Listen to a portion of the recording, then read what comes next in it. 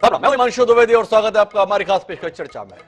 देश में एक बार फिर चुनाव का माहौल है। 2024 भी दूर नहीं है और 2023 में भी तमाम राज्यों में चुनाव है। वर्तमान में कर्नाटक विधानसभा चुनाव को लेकर प्रक्रिया चल रही है और इसी के चलते बयानबाजी भी तेज है। जो ताजा मसला है वही आज हमारी बातचीत के केंद्र में है। हमारा विषय आज हक का वादा या सियासी इरादा। बातचीत के केंद्र में है जनगणना, वो भी जाति पर आधारित। इस देश को आजाद हुए 75 साल हो गए हैं और पिछले 15-20 साल से मुखर होकर राजनीतिक दल अपनी सुविधा के अनुसार जातिगत आधार पर जनगणना की मांग कर रहे हैं। देश में जनगणना के इतिहास के संदर्भ में अगर हम दृष्टि डालते हैं तो अंग्रेजों के शासनकाल में 1872 से लेकर 1931 तक जाति आधारित जनगणना हुई। किन अंग्रेजों के शासनकाल में? उन अंग्रेजों के शासनकाल में जिनके संदर्भ में हमने इतिहास की किताबों के माध्यम से ये जाना कि उन्होंने इस देश पर हुकूमत करने के लिए फूट डालो राज करो की नीति को अपनाया था और फूट डालने के लिए अलग अलग किस्म के फार्मूलों को इजाद किया था। उनमें से जातिगत आधारित जनगणना भी एक फार्मूला था जिसके माध्यम से देश को और समाज को यह बताने की कोशिश की कि आप एक नहीं है, बटे हुए हैं। किस तरीके से बटे हुए फिट कर उसको खांचों में फिट कर देश को बताया गया और उसके माध्यम से आपस में लड़ाया गया। जब देश आजाद हुआ तो सत्ताधीशों ने इस मसले को समझा और इसलिए परहेज किया उन तमाम कदमों को उठाने से जो देश में विभाजनकारी तत्वों को हौसला दे, बुलंदी दे और इसी के तहत देश में कभी भी जाति आधारित जनगणना नहीं कराई। 1980 के दशक में जब मंडल कमीशन के द्वारा एक रिपोर्ट लाई गई और 1990 में विश्वनाथ प्रताप सिंह तमाम मसलों पर जब पिट रहे थे उस समय उन्होंने इस मंडल कमीशन की सिफारिशों को बाहर निकाला और उसके माध्यम से पिछड़ा वर्ग को आरक्षण देने की व्यवस्था को लागू किया। तब से यह मसला मुखर है। जिसकी जितनी हिस्सेदारी उसकी उतनी भागीदारी का नारा बुलंद हुआ। बताया ये गया कि इस देश में एक जो आरक्षण की व्यवस्था संविधान के तहत हासिल हुई अनुसूचित जाति और जनजाति के संदर्भ में जिनको लेकर एक राय थी कि वह समाज का बेहद पिछड़ा हुआ तबका है, उपेक्षित है, पीड़ित है और ज्यादा ईमानदार शब्दों में कहें तो उत्पीड़ित रहे, उनको मुख्य धारा में लाने के लिए कुछ विशेषाधिकार उपलब्ध कराए जाए। पर वो विशेषाधिकार अब उस वर्ग की भी चाहत का हिस्सा हो गए जिन्हें समाज में प्रभावशाली तबके के तौर पर भी देखा जाता है। पिछड़ा वर्ग में जो तमाम जातियां शामिल हैं उनकी सामाजिक, आर्थिक और राजनीतिक हैसियत पर अगर दृष्टि डालें तो कहीं से लगता नहीं कि उन्हें पिछड़े वर्ग के तौर पर देखा जाए, लेकिन देखा जा रहा है और अब उस वर्ग के द्वारा ये चाहा जा रहा है कि उनकी हिस्सेदारी में इजाफा किया जाए और उतना इजाफा किया जाए जितना उनकी समाज में हिस्सेदारी है। सुप्रीम कोर्ट ने इंदिरा साहनी केस के अंतर्गत एक सीमा लागू कर दी जिसके तहत आरक्षण 50% से अधिक नहीं दिया जा सके। इसके संदर्भ में भारत सरकार की वर्तमान में जो हुकूमत है उसने 103वां संशोधन विधेयक ला के आर्थिक आधार पर 10% आरक्षण की व्यवस्था कर दी। अब इस सारे मसले को नए सिरे से परिभाषित करने की मांग है। कांग्रेस के राष्ट्रीय अध्यक्ष मल्लिकार्जुन खड़गे हैं, उन्होंने बाकायदा पत्र लिखा है मोदी जी को जिसमें चाहा है कि 2021 में जो जनगणना प्रस्तावित थी उसको तुरंत शुरू किया जाए, उसे जाति आधारित किया जाए। राहुल गांधी उससे आगे निकले, उन्होंने कहा कि 2011 में जो जनगणना जाति आधारित हुई थी उसके आंकड़ों को सार्वजनिक किया जाए। तो आज हम इसी पर बात करेंगे। सपना यह था कि हम जाति विहीन समता मूलक समाज की स्थापना करेंगे, पर हम जिस राह पर बढ़ रहे हैं उसमें हर व्यक्ति को एक अलग जाति के तौर पर परिभाषित न कर दिया जाए, इस खतरे का सामना कर रहे हैं। जो आंकड़े 2011 के संदर्भ में आए थे वो बड़े चौंकाने वाले हैं। 1931 में इस देश में तकरीबन 4000 के करीब जातियां परिभाषित की गई थी और जब 2011 में जाति आधारित जनगणना की कोशिश की गई तो आंकड़े बताते हैं कि वो संख्या 4000 से बढ़कर तकरीबन 40 लाख पहुंच गई। अब 40 लाख जातियों के आधार पर इस देश को अगर देखा जाएगा तो देश के नाम पर कुछ बचेगा, ये हमारे जहन में होना चाहिए। इसके साथ अब हम अपनी चर्चा को आगे बढ़ाते हैं। हमारे साथ इस चर्चा का हिस्सा बनने के लिए राजनीतिक क्षेत्र से, सामाजिक क्षेत्र से जुड़े हुए 4 खास मेहमान मौजूद हैं। उनसे आपका परिचय कराएं और देश की सियासत के केंद्र में आए जाति आधारित जनगणना के मसले पर कुछ विचारपरक बातचीत करने की कोशिश करें। उससे पहले समय है आज के विचार सूत्र का। हमारा आज का विचार सूत्र संविधान की प्रारूप समिति के अध्यक्ष रहे डॉक्टर भीमराव अंबेडकर का दिया हुआ है। उन्होंने कहा था कि समाज में अनपढ़ लोग हैं, ये हमारे समाज की उतनी बड़ी समस्या नहीं है। हमारे समाज की बड़ी समस्या ऐसे पढ़े लिखे लोग हैं जो गलत बातों का समर्थन करते हैं और गलत को सही दिखाने के लिए अपनी बुद्धि का गलत प्रयोग करते हैं। डॉक्टर भीमराव अंबेडकर ने यह बात कही थी। उनके द्वारा कही गई इस बात को हम वर्तमान में किन लोगों पर लागू करें या आप अपने अपने स्तर पर विचार करें, पर हम इसे जहन में रखते हुए अपनी बातचीत को आगे बढ़ाते हैं। हमारे साथ इस बातचीत का हिस्सा बनने के लिए 4 खास मेहमान आज मौजूद हैं। हमारे साथ सुरेंद्र राजपूत जी हैं, जो कांग्रेस पार्टी अचानक मुखर हुई है। जिस कांग्रेस पार्टी ने इस प्रकार के कदमों से 5 दशक तक परहेज किया, वो हमारे साथ है। हमारे साथ परिमल कुमार जी हैं, राष्ट्रीय महासचिव हैं जनता दल यूनाइटेड के, वह भी हमारे साथ इस चर्चा के लिए मौजूद हैं। हमारे साथ देश के जाने माने वरिष्ठ पत्रकार श्रवण गर्ग जी मौजूद हैं, और इन सबके बीच में थोड़ी देर में हमारे साथ भारतीय जनता पार्टी के प्रतिनिधि भी मौजूद होंगे। शुरुआत हम सुरेंद्र राजपूत जी से करेंगे, लेकिन उससे पहले राहुल गांधी का बयान सुनेंगे। एक बार सुनते हैं राहुल गांधी जी ने क्या कहा, और उसके साथ सुरेंद्र राजपूत जी से शुरू करते हैं। यूपीए ने, कांग्रेस पार्टी ने 2011 में कास्ट बेस्ड सेंसस किया। पूरे देश की जातियों का डेटा उस सेंसस में है। मोदी जी, आप ओबीसी की बात करते हैं, उस डेटा को आप पब्लिक कर दीजिए, पता लग जाए देश में कितने ओबीसी हैं, कितने दलित हैं, कितने आदिवासी हैं। अगर सबको भागीदार बनाना है, सबको इस देश की प्रगति में शामिल करना है, तो यह तो मालूम होना चाहिए कि कौन कितने हैं। और अगर आप ये काम नहीं करेंगे तो ये ओबीसी पर अपमान है।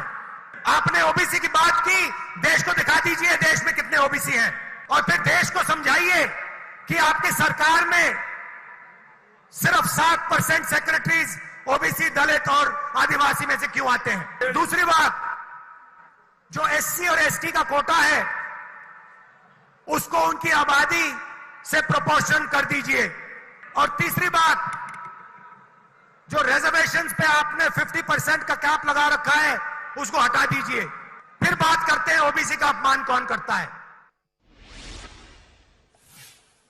तो देश की हुकूमत के रूप में 55 साल से ज्यादा का समय गुजार चुकी कांग्रेस पार्टी के पूर्व राष्ट्रीय अध्यक्ष और पार्टी के भविष्य की बड़ी उम्मीद राहुल गांधी उन फैसलों के संदर्भ में मांग नरेंद्र मोदी से कर रहे हैं जो स्वयं के रहते हुए उन्होंने कभी नहीं की है।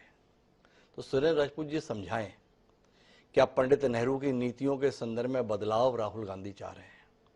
इंदिरा जी की नीतियों के संदर्भ में बदलाव राहुल गांधी चाह रहे हैं? राजीव गांधी के दृष्टिकोण के संदर्भ में बदलाव राहुल गांधी चाह रहे हैं?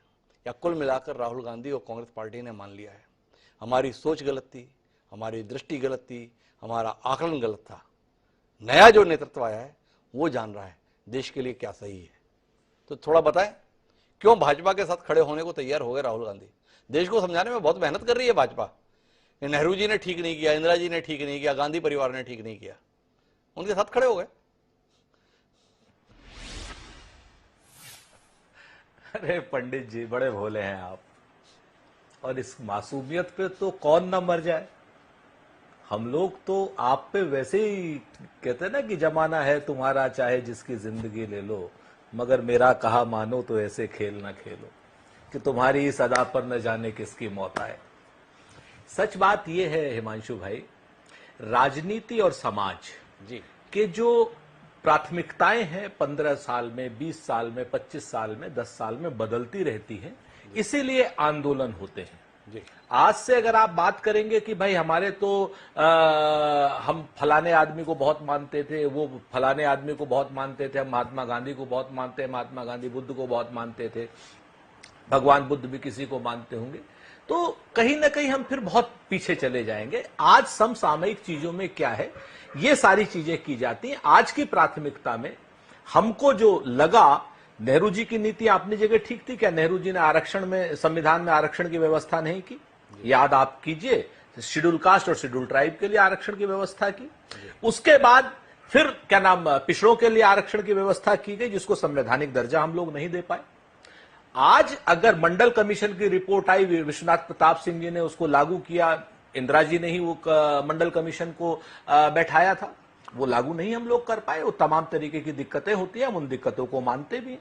यहां पर अगर आज हम कास्ट सेंसस की बात कर रहे हैं, हम ये बात पूछ रहे हैं कि क्या नाम, जानवरों की आबादी भी आप गिनते हैं, फ्रिज कितने हैं, टीवी कितने हैं, मोटरसाइकिलें कितनी हैं, कार कितनी हैं, शेर कितने हैं, बिल्ली कितने हैं, फलानी चीजें कितनी हैं। तो आप हमको ये बता दीजिए कि जातियों की जनगणना जो कि एक अपने आप में सच है, तो उनको क्यों नहीं गिना जाए।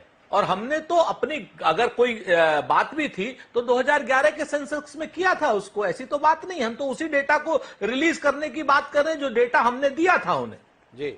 आज जाति एक सच है। जब समाज के रूप में और समाज के रूप में सामाजिक पिछड़ापन हिंदू जातियों में आया है, तो उस हिंदू जातियों में कौन कितनी पिछड़ी जातियां हुई हैं, ये तो गिनना चाहिए ना। और ये तो हमारी भी मांग नहीं है, तो भारतीय जनता पार्टी की भी मांग है। भारतीय जनता पार्टी ने पिछड़ा वर्ग आयोग बनाने की घोषणा करी थी, उसको संवैधानिक दर्जा देने की घोषणा करी थी, संसद के अंदर कहा था कास्ट सेंसस होना चाहिए। अचानक से इनको क्या हुआ 2019 के बाद कि ये संसद में भी कहते हैं कास्ट सेंसस, बहुत कॉम्प्लेक्सिटी आ जाएगी। ये सुप्रीम कोर्ट में भी कहते हैं। भाई 2011-12 से लेकर के 2022 तक जो लोग कास्ट सेंसस के सपोर्ट में थे, वो आज अचानक विरोध में क्यों हो गए। बिहार में जब ये पूरी बिहार विधानसभा प्रधानमंत्री से मिलने गई थी, तब तो भारतीय जनता पार्टी सरकार में थी। तो भारतीय जनता पार्टी उस वक्त अगर कास्ट सेंसस के विरोध में थी, तो उस वक्त जो है वो क्या नाम, मोदी से मिलने के सर्वदलीय बैठक में गई। हम आपसे सिर्फ बहुत सी चीजें बहुत स्पष्ट रूप से पूछना चाहते हैं और एक चीज बताना भी चाहते हैं। जाति समाज का सच है। जाति के अनुसार अगर पहले संसाधन लिए गए थे, दिए गए थे, किसी को बांटे गए थे, आज की डेट में यह जरूर पता होना चाहिए कि देश के संसाधनों पर किसका कितना हक है, कितना उनको संसाधन मिला हुआ है, किस जाति को जो पिछड़ी है, किस जाति ने बैकवर्ड क्लासेस में बहुत ज्यादा लाभ ले लिया है, किस जाति ने दलित उसमें आरक्षण में बहुत ज्यादा लाभ ले लिया है। आप मुझे छोटी सी एक बात बताइए ना हिमांशु भाई जी। भारतीय जनता पार्टी का मजे का फार्मूला देखिए। भारतीय जनता पार्टी धर्म आधारित जनगणना पे कोई विरोध नहीं कर रही, कोई विरोध नहीं है इसका, लेकिन जाति आधारित जनगणना पे विरोध है। क्यों? क्योंकि ये जातियों के नाम पर वोट तो लेना चाहते हैं। कहते हैं प्रधानमंत्री जी कि साहब मैं तो तेली हूं, पिछड़ी जाति का हूं, मैंने तो दलित राष्ट्रपति बना दिया, मैंने तो आदिवासी राष्ट्रपति बना दिया, मैंने तो अपने मंत्रिमंडल में 14 पिछड़े मंत्री रख दिए। ये सब कहते भारतीय जनता पार्टी को शर्म नहीं आती? अगर यहां पर कोई ये पूछ रहा है कि साहब मुझे ये बता दीजिए कि साहब कितने अधिकारी किस वर्ग में हैं और जिस के लिए लाभ दिया गया है पिछड़ों का, मोस्ट एमबीसीज कितने हैं पिछड़े वर्ग में, शेड्यूल कास्ट में हरिजन कितने हैं, हरिजन के अलावा धोबी हैं, कनौजिया हैं, ये बाकी सब लोग कितने हैं। तो इसमें दिक्कत क्या है? मेरी तो समझ में आने से रहा। और मेरी समझ में भी कुछ नहीं आ रहा है सुरेंद्र भाई, उस पर थोड़ा रोशनी मिले। आपने कहा समाज के अनुसार, परिस्थिति के अनुसार चीजें बदल जाती हैं। जानना ये चाहता हूं कि ये मांग किसके लिए है, देश की भलाई के लिए है या दल की भलाई के लिए है? आप इस बात पे बड़ा अचंभित हैं कि भारतीय जनता पार्टी पहले मांग करती थी, 2019 से इनकी भाषा क्यों बदल गई, नीयत क्यों बदल गई? विपक्ष में रहते हुए आवाज अलग रहती है, सत्ता में आने के बाद में आवाज अलग हो जाती है। कांग्रेस के दिग्गज राजनेताओं ने जब देश पर हुकूमत की तो परहेज किया ऐसे विभाजनकारी तथ्यों को सामने लाने के संदर्भ में। आपसे जानना ही चाहता हूं कि अगर कांग्रेस की नीति को अपनाने के लिए भारतीय जनता पार्टी बाध्य हो गई, तो आप अपनी इस उपलब्धि को सराहने के स्थान पर वो आचरण क्यों करना चाहते हैं जो विपक्ष के तौर पर क्षेत्रीय दलों के द्वारा आजमाया गया? इस देश की सियासत में साफ दिखाई देता है कि जब से क्षेत्रीय दलों का उभार हुआ है, जिन्होंने जाति आधारित राजनीति को ही केंद्र में रखा है और वही इस प्रकार की बातों को करते हैं, क्या आपको लगता है वाकई देश के लिए बेहतर है हम अपने आप को प्याज के छिलकों की तरीके से बताएं या एकजुट होकर दर्शाने की कोशिश करें? बात जाति विहीन समाज की होनी चाहिए या खंड खंड में बढ़ जाने की होनी चाहिए? सुरेंद्र जी, थोड़ा आपका दृष्टिकोण आए ना सामने।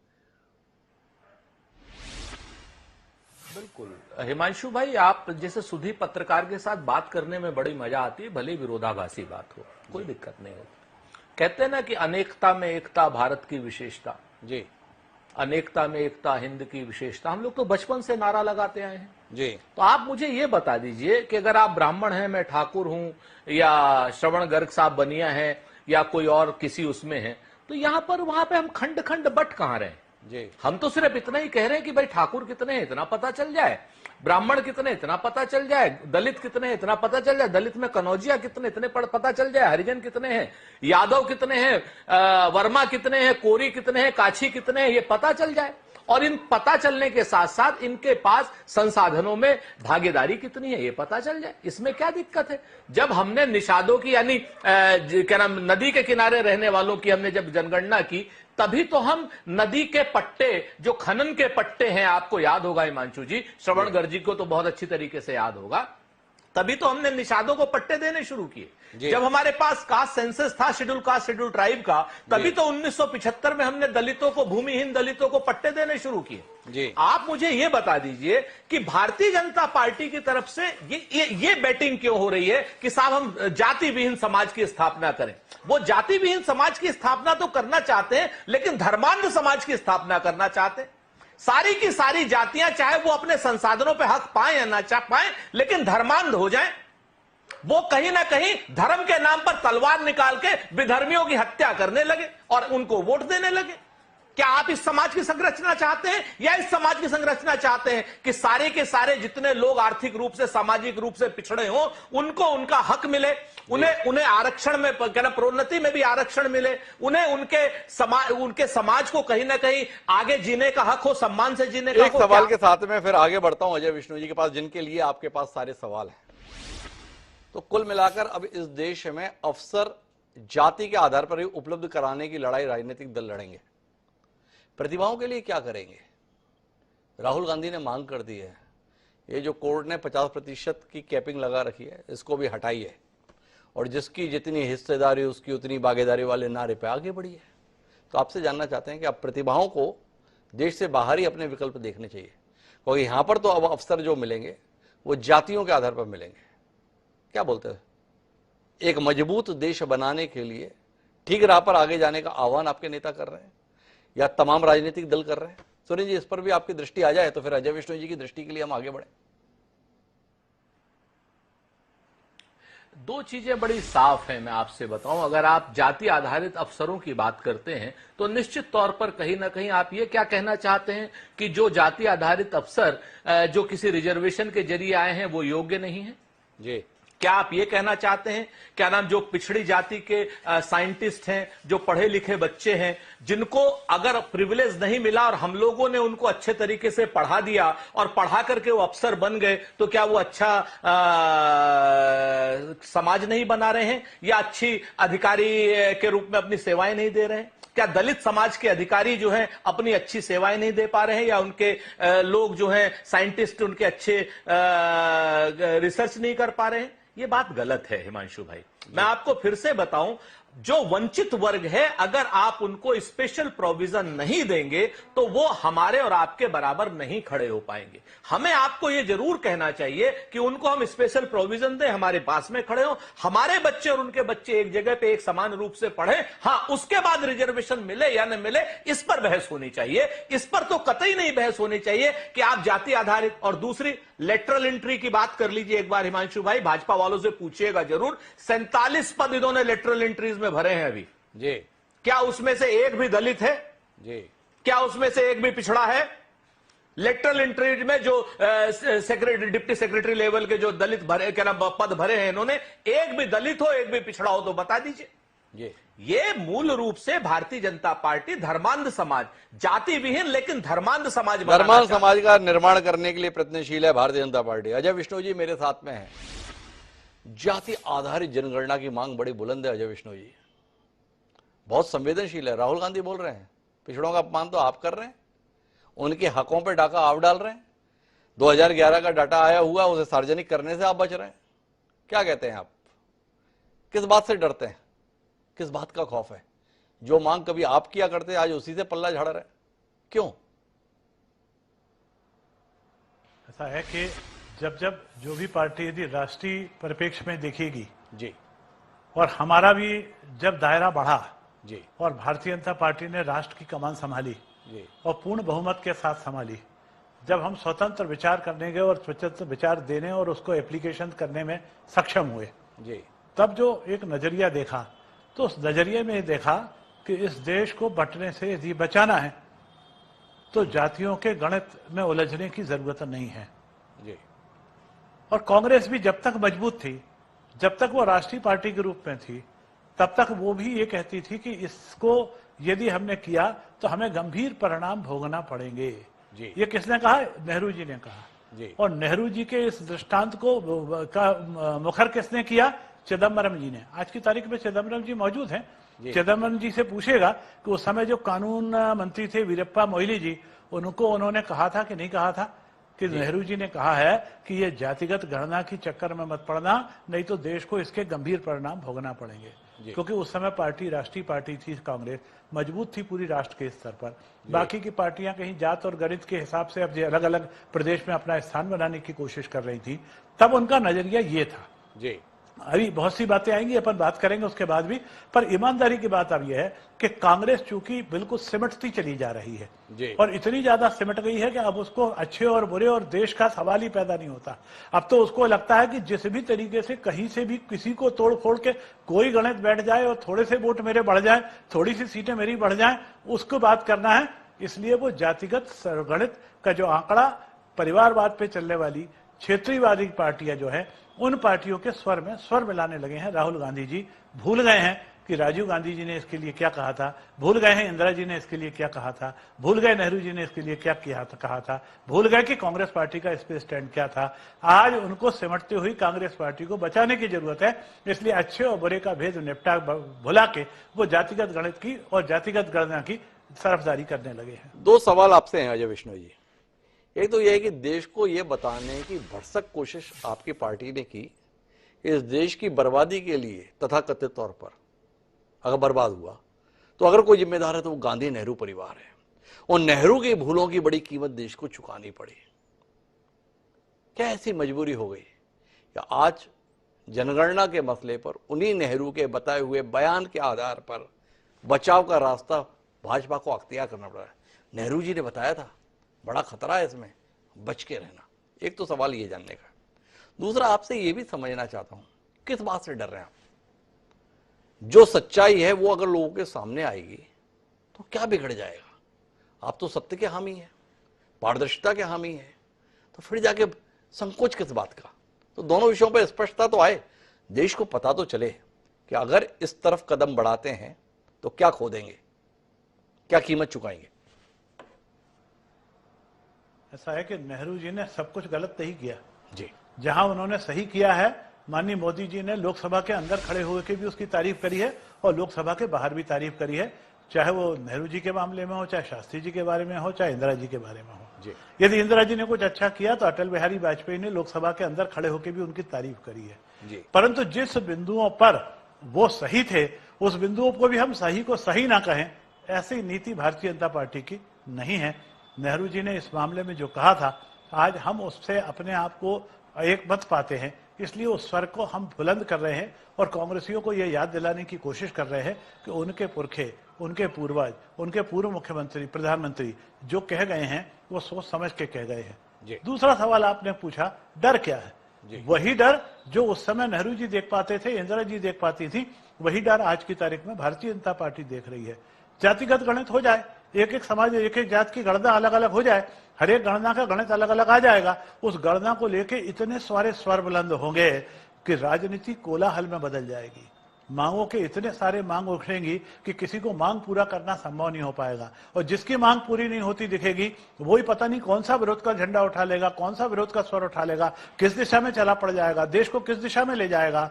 ये अनारकी ना फैल जाए, उस चक्कर से बचने के लिए जरूरी है कि जातिगत गणित पर जोर न दिया जाए। अभी हम जिस तरीके से SC, ST, OBC सामान्य रूप में लोगों की गणना करते हैं, उतनी गणना करना ही सब अपने आप में समुचित है। अराजक हो जाएगी स्थितियां। अजय विश्नोई जी ये चेता रहे हैं और ये बता रहे हैं कि हमारे पूर्वजों ने इस बात को महसूस किया था, इसलिए इस नीति पर नहीं चले, और इतिहास इस संदर्भ में पुष्टि भी करता है। अंग्रेजों ने इस रास्ते को क्यों अपनाया था वो मैंने शुरुआत में भी कहा, और उनकी नीति रही फूट डालो राज करो की। क्या इस देश में आजादी के बाद राजनीतिक दल अंग्रेजों की इस नीति को अब अनुसरण करना चाहते हैं? सवाल है। मुझे आना है परिमल जी के पास में, लेकिन कुछ हस्तक्षेप करना चाहे सुरेंद्र राजपूत जी ने। एक बार उनका हस्तक्षेप सुनते हैं और परिमल जी के पास चलते हैं। जी सुरेंद्र जी। दो चीजें बड़ी साफ है मुझे भारतीय जनता पार्टी की बड़ी एक अजीब सी चीज, हालांकि बिश्नोई साहब ने तो बड़े ही साफगोई और अच्छे इंसान है, ये ऐसे प्रवक्ता मिलते नहीं है भारतीय जनता पार्टी में। बिश्नोई साहब, ये जो संविधान में दलितों के आरक्षण की व्यवस्था हुई थी, इससे कौन सी अराजकता फैल गई थी, कोई बताएगा? जी। नंबर एक। नंबर दो, जब पिछड़ों को 27% आरक्षण दिया गया था तो उससे कौन सी अराजकता फैल गई, कोई बताएगा? नंबर तीन, तमिलनाडु में 50% आरक्षण की सीमा लगभग 69% के आसपास है, तमिलनाडु में कौन सी अराजकता फैल गई या पिछड़ा हो गया? तमिलनाडु तो आज की डेट में हिंदुस्तान का सबसे अग्रणी राज्य है। कुछ बातों को देखिए, आप हमारी कमियों के पीछे मत छुपिए। नेहरू जी की तस्वीर के पीछे 100 कीड़े खाकर के जैसे छिपकली छुप जाती है, ऐसे कतई मत छुपिए। हमारा आपसे यह कहना है कि आज से 2011-12 में से लेकर के, क्या आपकी पार्टी राष्ट्रीय पार्टी नहीं थी? जब हम सेंसेक्स करा रहे थे और आप भी मांग कर रहे थे, तो हमारी पार्टी भी राष्ट्रीय पार्टी आज भी है, लेकिन उस वक्त आपकी भी पार्टी, कई राज्यों में आपकी पार्टी की सरकार थी। तो ऐसा मत करिए, सुरेंद्र राजपूत जी ये बता रहे, पर सुरेंद्र राजपूत जी का सवाल है क्या अराजकता फैल गई थी? मुझे अचंभा है सुरेंद्र राजपूत जी के सवाल पर। 1990 में जलते हुए युवाओं को इस देश ने देखा है किस कदर अराजकता थी, और राम मंदिर की काट के लिए आरक्षण के खेल को जिस तरह विश्वनाथ प्रताप सिंह ने देखा था, राजनीतिक मौत हुई थी विश्वनाथ प्रताप सिंह की, कितने युवाओं ने सड़कों पर अपने आप को जला लिया था, उस दृश्य को देश भूल गया है? ये सवाल है। बहरहाल मेरे पास श्रवण जी के पास मुझे जाना है, लेकिन उससे पहले परिमल जी का नजरिया जानना है। परिमल जी उस पार्टी से ताल्लुक रखते हैं जो इस प्रकार के विचारों की हामी है, पैरवी करती है। परिमल जी आपसे जानना चाहते हैं, जाति आधारित जनगणना देश को मजबूत करेगी या दल विशेष को मजबूत करने के लिए इस अभियान के हामी आप होते हैं? थोड़ा दृष्टिकोण देंगे। देखिए, बहुत दुर्भाग्यपूर्ण बात है कि भारतीय जनता पार्टी जाति आधारित जनगणना जैसे महत्वपूर्ण मुद्दे को नजरअंदाज करना चाहती है। इसका एकमात्र उद्देश्य है, उनको डर है कि जाति आधारित जनगणना से हिंदू वोट बैंक बिखर जाएंगे, जबकि आप इसके ओरिजिनल जो बेसिक कॉन्सेप्ट जो हमारे आदरणीय नेता नीतीश कुमार के हैं, उसकी विचारधाराओं को समझे। जहां तक जाति प्रथा का प्रश्न है, भारत जो जाति प्रथा है वो भारतीय संस्कृति और डायवर्सिटी की वास्तविकता है, इसे नजरअंदाज नहीं कर सकते। अब देखिए कि जैसे यदि कोई कार्यक्रम चलाते हैं कि किसी क्षेत्र या भारत या किसी प्रदेश का विकास करते हैं, तो उसके लिए नियोजन की आवश्यकता होती है, प्लानिंग की आवश्यकता होती है, और first step of planning is assess the available human and physical resources. तो जब तक हम उस क्षेत्र के मानव और भौतिक संसाधनों का आकलन नहीं कर लेंगे, तब तक हम नियोजित विकास प्रभावी रूप से कैसे कर सकते हैं? तो जो मानव संसाधनों के आकलन का सबसे बेहतर जो उपाय है वो जनगणना है, राइट? तो जनगणना के आधार पर ही हमको वास्तविक स्थिति का पता चलेगा, और उसी के आधार पर हम नियोजित विकास की प्रक्रिया या कल्याणकारी कार्यक्रम जो है वो चलाएंगे। देखिए, भारत में जो लास्ट जो कास्ट सेंसस हुए है ना, वो पर्टिकुलरली कब हुए? तो आप जानते हैं कि वो जो लास्ट कास्ट सेंसस है वो 1931 में हुए। उस समय भारत की जनसंख्या 27 से 28 करोड़ थी। आज भारत की जनसंख्या लगभग 130 करोड़ से भी अधिक है। तो इसका मतलब है कि हम मात्र प्रोजेक्ट कोई कार्यक्रम यदि चला रहे हैं, देखिए बहुत सारे हमारे राज्य दल के जो मित्र हैं वो सिर्फ रिजर्वेशन की बात करते हैं। मैं आपको स्पष्ट कर दूं कि जाति आधारित जनगणना का आशय जो बिहार में हमारे आदरणीय नेता नीतीश कुमार ने प्रारंभ किया, इसका उद्देश्य कभी ये नहीं है कि हम सिर्फ रिजर्वेशन या सिर्फ ओबीसी के लिए हम कर रहे हैं। सभी जातियों के काउंटिंग कराए जा रहे हैं, राइट? और यह अति आवश्यक है, क्योंकि देखिए मैं इसके बैकग्राउंड में जाता हूँ। OBC national commission for backward classes ने कहा कि भारत में जो रिजर्वेशन की 90% रिजर्वेशन का लाभ मात्र 9 से 10 ओबीसी जातियों को ही प्राप्त हो रहा है। फिर आप देखिए इंदिरा गांधी केस में और नागराजन केस में भी सुप्रीम कोर्ट ने कहा कि जब तक अद्यतन आंकड़े नहीं होंगे रिजर्वेशन को इफेक्टिवली इम्प्लीमेंट कैसे किया जा सकता है। फिर आप देखिए सरकार ने सच्चर कमीशन का गठन किया था माइनॉरिटी के लिए, जी है ना, और फिर यहाँ पर जो 2017 में रोहिणी आयोग बिहार में जो सब कैटेगराइजेशन ऑफ ओबीसी हुआ था, उसी पैटर्न पर केंद्र सरकार ने रोहिणी आयोग का गठन किया था फॉर सब कैटेगराइजेशन ऑफ ओबीसी। लेकिन सच्चर कमीशन और ये जो रोहिणी आयोग था, जाति आधारित जनगणना तो आवश्यकता है, वो समाज के समेकित और समग्र और संतुलित विकास के लिए महत्वपूर्ण है। जाति आधारित जनगणना सिर्फ ओबीसी के लिए तो नहीं हो रही है ना।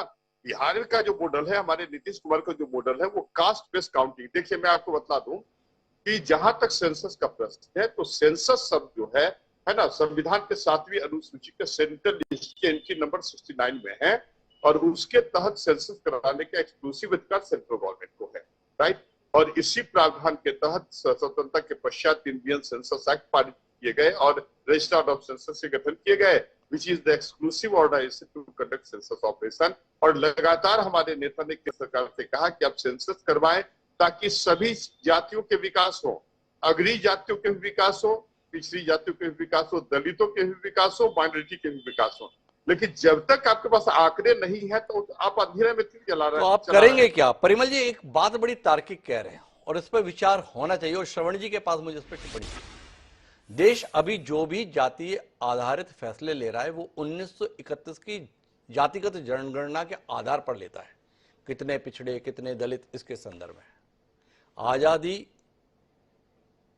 मिले हुए 75 साल हो गए। जातिगत संदर्भ में बात करें 1931 तो तकरीबन 92 साल हो गए। उन डाटा के आधार पर अगर नीतियां बनेंगी तो वो नीतियां कैसे प्रभावी होंगी, ये सवाल वो लोग उठाते हैं जो जातिगत आधारित जनगणना देश में कराने की हिमायत करते हैं। पर क्या वाकई ये वंचित वर्ग के संदर्भ में अपनी चिंताओं को जाहिर कर रहे हैं या कोई दूसरा समीकरण अपनी दल के लिए बिठाने की कोशिश कर रहे हैं? क्या देखते हैं श्रवण जी आप?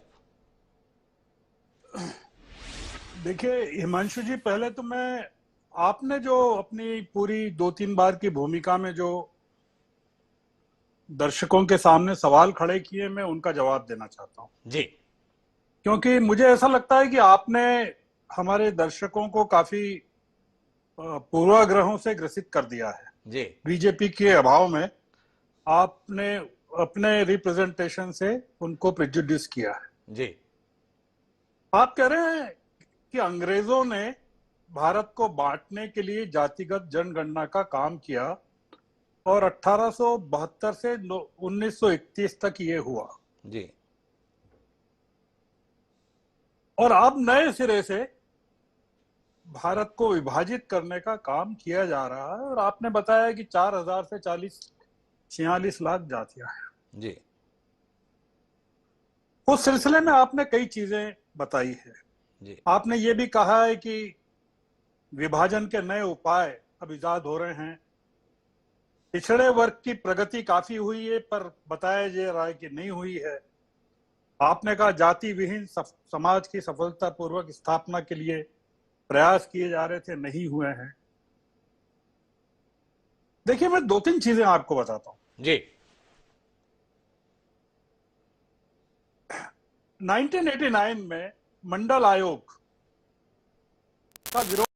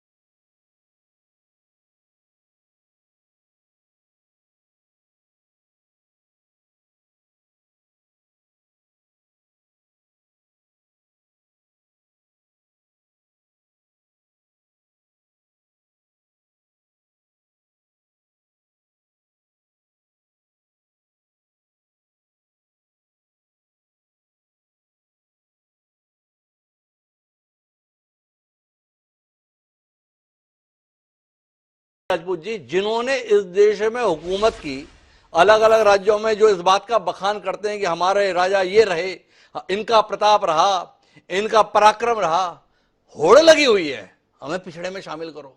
जो ये बता देते कि हमने अपने पौरुष से, अपने पुरुषार्थ से, अपने सामर्थ्य से देश को कहां से कहां पहुंचाया था, इस आरक्षण की लॉलीपॉप के चक्कर में होड़ लग गई है। ज्यादा विलाप करने की बात नहीं है, कुछ ही समय में ये ब्राह्मण ठाकुर भी लाइन में लगेंगे कि हम भी पिछड़ों में ही गिने जाने चाहिए। किसने कहा हम अगड़े हैं? तो आपसे जानना ये चाहता हूं कि इस होड़ में वाकई देश प्राथमिकता में है या वोट बैंक प्राथमिकता में? एक ईमानदार सवाल यह है मेरा सुरेश राजपूत जी कि क्या आप नहीं देख पा रहे कि जिस तरीके से समाज का समृद्ध वर्ग, प्रभावशाली वर्ग, दमदार वर्ग भी अपने आप को पिछड़े में दिखाने के लिए व्याकुल हो गया है, और इसलिए हो गया है कि उसे लगता है कि आरक्षण के माध्यम से अपने लिए कुछ हिस्सा सुनिश्चित कर ले जाए, सुरक्षित कर ले जाए। क्या कहते हैं आप? नहीं दिखता आपको ये? मैं छोटा सा उदाहरण देता हूं हिमांशु जी, बहुत छोटा सा उदाहरण है। मेरे बड़े बाबा स्वतंत्र संग्राम सेनानी थे जी, और वो 11 साल जिला परिषद के चेयरमैन रहे जी, ठीक है ना। और उन्होंने जो क्या नाम, स्वतंत्रता संग्राम सेनानियों को पेंशन मिलती थी वो लेने से मना कर दिया, चूंकि वो समृद्ध थे जी, ठीक है ना जी। तो हमारा अभिमान, हमारा इतिहास जो है वो है जी। लेकिन मैं आपको बता दूं, मेरे ही भाई हैं कुछ गांव में जिनके पास अब 1 बीघा जमीन नहीं रह गई है जी, 1 बीघा भी जमीन नहीं रह गई, और वो मजदूरी करने के लिए अभिशप्त है, क्योंकि पढ़े लिखे भी नहीं है, उसी खानदान से हैं। आप समझिएगा मेरी बात को। अब उन लोगों को अगर आरक्षण की व्यवस्था होती है तो इसमें बुराई कहां है? उनके भी बाबा वही घोड़े वाले थे, आप समझिए इस चीज को। तो मैं आपसे 2 चीजें बड़ी साफ कहता हूं जी, ये मसला ये नहीं है जो आप समझाने की देश को कोशिश कर रहे हैं, मसला संसाधनों के समानुपातिक रूप से सब लोगों के यूज करने का है। भारतीय जनता सुरेश राजपूत जी, समाज की विसंगति के संदर्भ में इतने किस्से, इतनी किताबें, इतनी कहानियां आपने पढ़ी हुई हैं, इतने उपन्यास पढ़े हुए हैं, अध्ययनशील व्यक्ति हैं। अजय विष्णु जी भी ऐसे ही हैं, श्रवण जी का तो कहीं क्या, उनकी तो लाइब्रेरी अपने आप में इतनी बड़ी है। परिमल जी भी पढ़े लिखे व्यक्ति हैं, इतने किस्से कहानी आप पढ़ते हैं, जितनी भी कहानियां पढ़ी हैं आपने, सब में क्या पढ़ते हैं? एक गांव था, उसमें निर्धन ब्राह्मण रहता था, एक गरीब ब्राह्मणी रहती थी, कुल मिला के ब्राह्मण के तौर पर गरीबी साथ में जुड़कर मिलती थी, पर उसकी श्रेणी क्या है? अगड़े में है। विचार कीजिएगा, आपके लिए छोड़कर जा रहा हूं, आगे बढ़ता हूं, क्योंकि मुझे आखिरी बातचीत अजय विष्णु जी से करनी है, इसलिए मैं परिमल जी के पास जा रहा हूं क्रम परिवर्तन करते हुए। और परिमल जी, आपसे जानना यही चाहता हूं, इतना तो मिल रहा है, इतनी व्यवस्था तो बनी गई है, कितना और? सुप्रीम कोर्ट ने एक अफसर पर इंदिरा साहनी केस के दौरान एक सीमा लगा दी 50% की, भाई 50% प्रतिभाओं के संदर्भ में हो जाए, 50% वंचित वर्ग के संदर्भ में हो जाए। क्या प्रतिभाओं के लिए कोई स्थान नहीं छोड़ना चाहते हम? जो कुछ भी हो बस जाति के आधार पर हो, प्रतिभा के लिए इस देश में कोई गुंजाइश नहीं है, अपने लिए कुछ और व्यवस्थाएं देखो। क्या कहते हैं परिमल जी?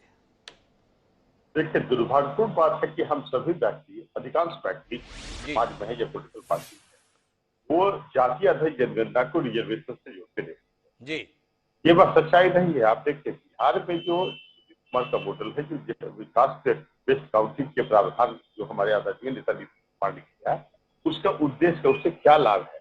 देखिए, संविधान डिस्ट्रीब्यूटिव जस्टिस सिस्टम की बात करता है जी, तो और साथ ही साथ ये आप मैं स्पष्ट कर दूं, जो जाति आधारित जनगणना होंगे वो किसी विशेष जाति के लिए तो हो नहीं रहे हैं, सभी वर्गों के लिए हो रहे हैं, और उसका ऑब्जेक्टिव ये भी नहीं है कि भाई रिजर्वेशन ही सिर्फ। आप देखिए, जाति आधारित जनगणना का फायदा ये होगा कि किस जातियों में महिलाओं की जो तुलनात्मक स्थिति क्या है, बर्थ रेट क्या है ना, मोर्टेलिटी रेट क्या है, जो लिटरेसी रेट क्या है, और जिसमें मान लीजिए कि किसी जाति विशेष महिलाओं की स्थिति या किसी जाति विशेष की स्थिति यदि बुरी होगी, तो सरकार उसके लिए फोकस कार्यक्रम चलाकर उसको ऊपर उठाने का काम करेगी, और इसी से समतामूलक समाज की स्थापना हो सकती है।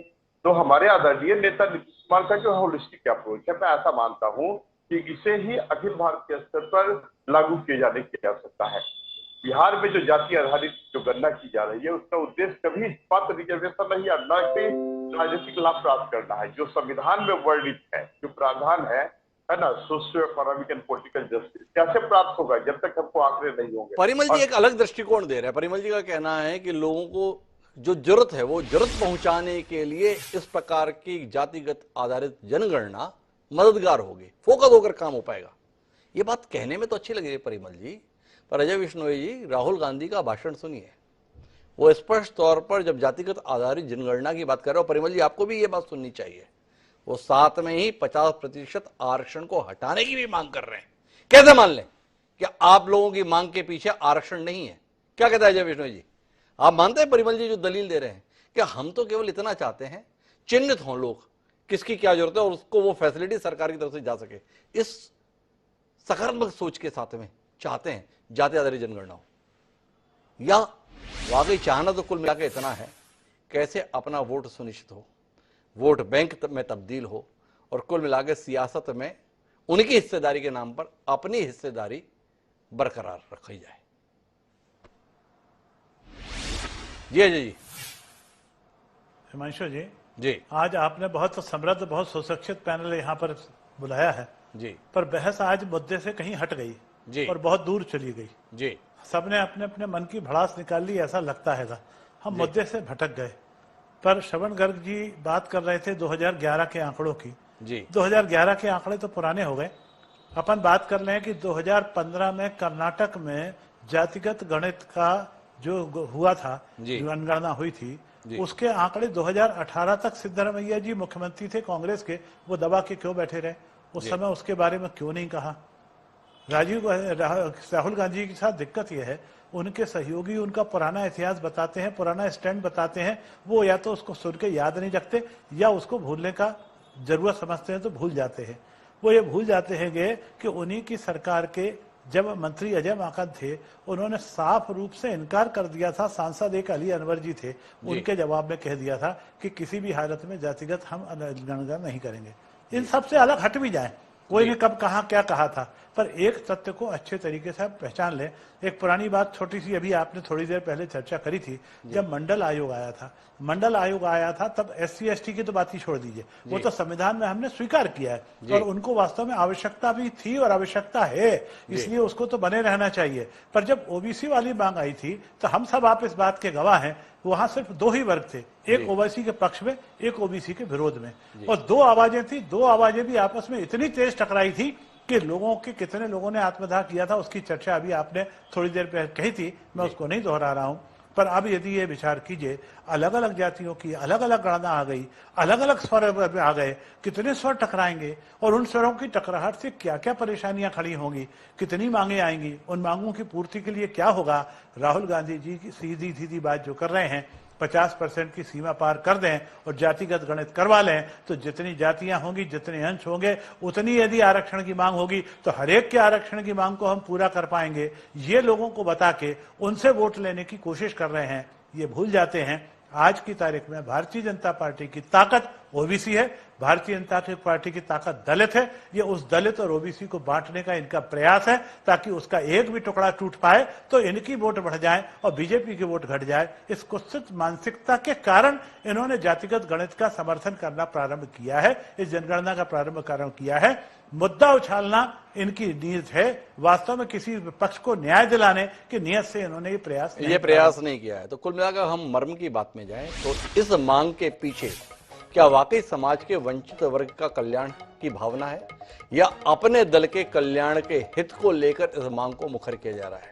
यह वाकई एक विचार का विषय है। देश को विचार करना होगा कि कब तक हम विभाजन के आधार पर अपने हक की बात करेंगे या कोई तबका ऐसा देश में खड़ा होगा जो अपने हकों को त्याग कर देश के लिए क्या बेहतर है इसकी बात करेगा। इंतजार रहेगा हमें देश में इस बदलाव के संदर्भ में कि जब लोग आरक्षण लेने की नहीं बल्कि आरक्षण छोड़ने के संदर्भ में पहल करेंगे। गैस की सब्सिडी छोड़ने के लिए सरकार अभियान चलाती है। देखें इस देश में वो दौर कब आएगा जब लोग ये कहना शुरू करें कि हमारे वर्ग को, हमारी जाति को आरक्षण की जरूरत नहीं है, इसे उन लोगों के संदर्भ में उपलब्ध कराइए जो वाकई मुख्य धारा में नहीं है। इस बदलाव का देश को इंतजार है। आप सभी मेहमानों को बहुत बहुत धन्यवाद हमारे साथ इस चर्चा का हिस्सा बनने के लिए। समय है अब आज के शेर का। मेरा शेर इस देश की प्रतिभाओं को समर्पित है। आरक्षण की मांग, आरक्षण के होड़ के बीच में देश की प्रतिभा क्या महसूस कर रही है, इस पर भी विचार होना चाहिए। और उसी को समर्पित मेरा एक आज का शेर ये कहता है कि मुझको भी हक है जिंदगानी का, कि मुझको भी हक है जिंदगानी का, मैं भी किरदार हूं कहानी का। ताहिर अजीम ने जो ये शेर लिखा था, ये देश की प्रतिभाओं की आवाज है।